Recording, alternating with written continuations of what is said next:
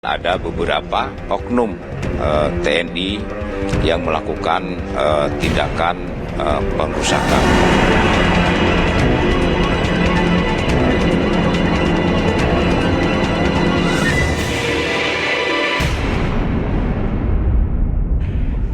Sekarang saya ke Pak Bonar, saya minta pendapatnya. Dikatakan Bang Effendi Simbolon bahwa konflik-konflik yang terjadi biasanya ini adalah bahwa payung hukum antara TNI dan juga Polri ini masih belum jelas gini, masih belum harus diatur lagi. Bagaimana Pak Bonar? Memang ada undang-undang tentang TNI, ada undang-undang tentang Polri, tapi kemudian ada undang yang lebih menjadi payung itu belum diselesaikan oleh DPR, masih di DPR. Misalnya tadi Pak Simbolon mengatakan tentang Undang-Undang Keamanan Nasional misalnya, itu sampai sekarang masih tertunda-tunda pembahasan di DPR misalnya. Jadi supaya deskripsi pembagian tugas antara Polri dan TNI itu betul-betul menjadi rambu-rambunya menjadi jelas, terlihat begitu. Sekarang ini kan tidak.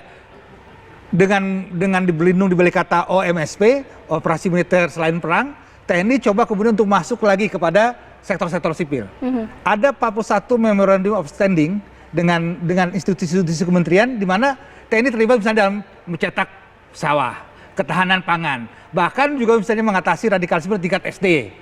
Coba ini kan tugas-tugas yang seharusnya bukan ditangani oleh militer, tapi militer dilibatkan, ikut serta gitu loh. Jadi ini pentingnya ada penataan kembali dalam perundang-undangan nasional kita lah. Oke, Bang Effendi, bukannya berkali-kali dikatakan bahwa harmonis dan ada sinergitas TNI dan juga Polri di tataran elit. Kalau di akar rumput atau di bawah ini seperti apa sih Bang Effendi melihatnya? Ya memang yang dilakukan selama ini oleh Kapolri, Panglima TNI, Pangdam dengan Kapolda dan seterusnya, saya kira sudah upaya yang baik ya untuk bagaimana mewujudkan sinergitas yang harmoni gitu. Tetapi itu kan dalam bentuk dia tidak dalam tataran undang-undang, tidak dalam tataran yang baku.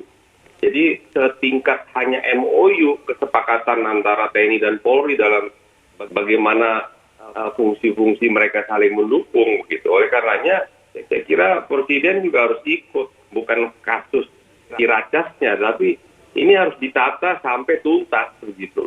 Nah, kalau kasus Ciracas ini kan saya kira Pangdam Jaya, Kapolda dan Puspom dan juga pihak terkait saya kira akan bisa menuntaskan dalam waktu cepat, dan siapapun oknum-oknum yang melakukan perusakan dan melakukan tindak pidana ini harus mendapatkan hukuman ya. Tapi kita bicara dalam tataran bagaimana menyelesaikan bagaimana harmonisasi antara dua kutub, dalam tanda petik kutub yang baik, dua-duanya hasil reformasi dipisah gitu, Undang-Undang 3 dipisah ke Undang-Undang 2, Undang-Undang 34. Kemudian mereka masing-masing punya lex specialis, tetapi dalam bagaimana sinkronisasi koordinasinya itu tidak ada undang-undang yang menjadi landasan dasar bergeraknya. Jadi ini yang saya kira patut dipahami untuk kita, artinya DPR dengan pemerintah harus menuntaskan ini. Bagaimanapun dua institusi ini tidak boleh kita biarkan kemudian mereka tidak ada seolah-olah kesan gitu, walaupun semakin kesini semakin baik hubungan antara TNI dan Polri. Ya. Pak Sulaiman Poto, saya minta tanggapannya atas pernyataan dari Bang Effendi Simbolon. Begini, masalah TNI dan Polri bagi saya kan sudah selesai. Sudah ada undang-undang TNI dan sudah ada undang-undang polisi. Kemudian dalam masalah keamanan negara, sudah ada undang-undang pertahanan negara. Apalagi kita mau bicara dengan keamanan nasional, apalagi itu. Tambah bikin pusing semakin banyak aturan. Kemudian kalau kita melihat TNI masuk dengan MOU kemana-mana, itu kan karena diminta. Kalau tidak diminta, saya kira TNI tidak akan melacurkan diri untuk meminta pekerjaan-pekerjaan itu. Kalau diminta untuk membantu pemerintah, ada undang-undangnya. Salahnya di mana kalau dia membantu? Tapi kalau memang pembantuannya itu tidak diizinkan, ya jangan diminta. Kita mulai dari tahap 6, tahap 7 dulu MPR. Ya, hasil reformasi. Mengamanatkan itu ada Undang-Undang 3 Pertahanan Negara. Kemudian kita sepakat memisahkan fungsi pertahanan dan keamanan. Ya, muncullah kemudian Undang-Undang Kepolisian, lex specialis, Undang-Undang 34 TNI. Ya.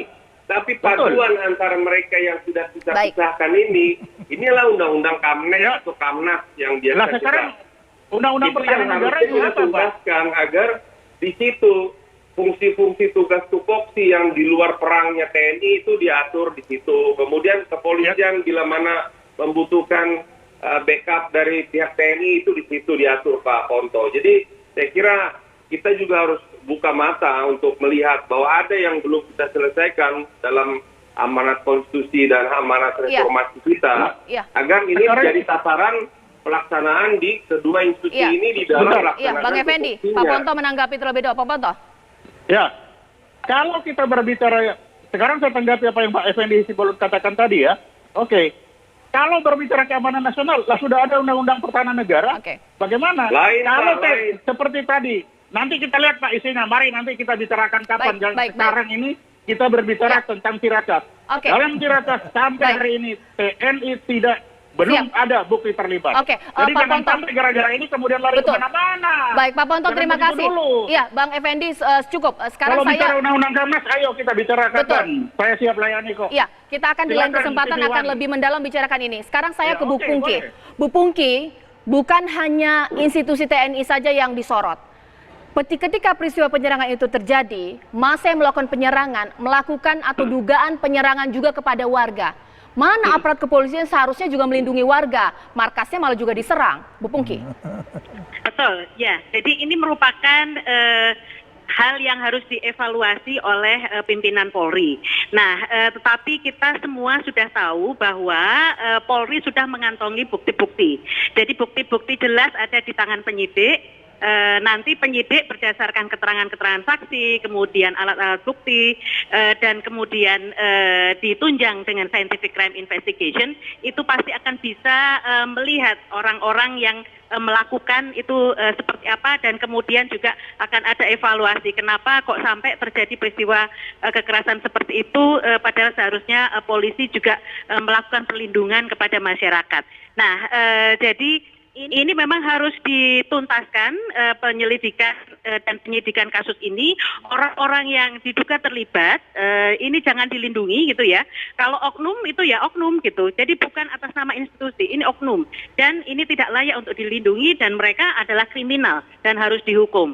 Nah, terkait tadi untuk ke depan supaya tidak terjadi gesekan, kami melihat bahwa sangat penting untuk membahas undang-undang tugas perbantuan, karena memang pada faktanya memang ada TNI yang membantu Polri dan Polri membantu TNI. Ini sampai sekarang belum ada undang-undangnya, dan oleh karena itu agar tidak ada gesekan-gesekan lagi, undang-undang tugas perbantuan ini sangat penting untuk dibuat. Ya, sekarang saya ke Pak Bonar. Ini dua institusi ini harusnya mengayomi, melindungi warga.